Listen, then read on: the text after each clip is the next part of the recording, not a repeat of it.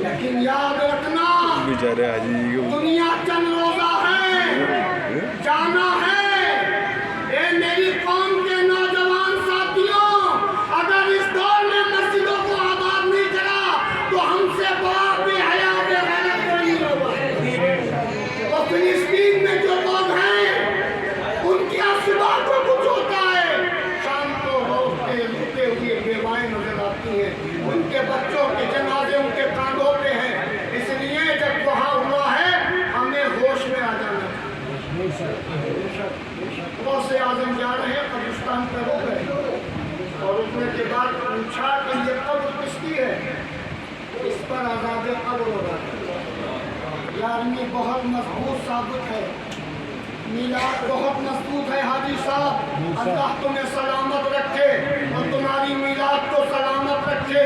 तुम्हारी मीलाद करने वाली हजन को शुक्राए कामना हाजिरा अता फरमाए। अल्लाह ये रौनक, ये बहार, ये चौक में जो यहाँ तक है इसको हर साल कायम रखे। हज़रत गौसे आज़म पूछते हैं, पूछते कब्र किसकी है? मुझे इसके घर वालों से मुलाकात करो। जब मुलाकात कराई तो आपने फरमाया इसने कब्र में आजाद होना है। ये बताओ इसने मुझे कभी देखा था? इसे ये दिल, ये जिगर, ये आंखें, ये सर, जहाँ चाहो रखो कदम, जहाँ चाहो रखो कदम। फरमाया इसने मुझे कभी देखा था? हुजूर हमने कभी नहीं देखा, इसने आपको देखा होगा।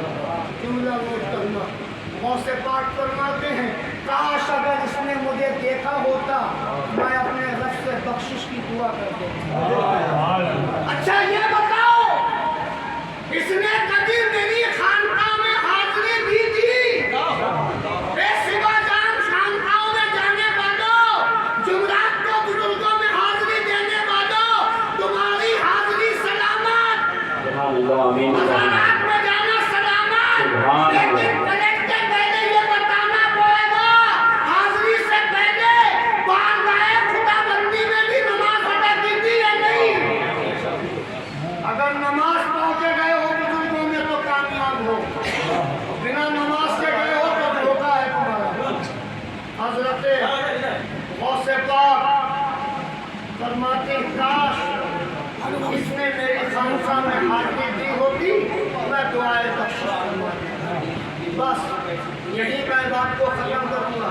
फरमाया इसने मेरी खानका में कभी लंगर खाने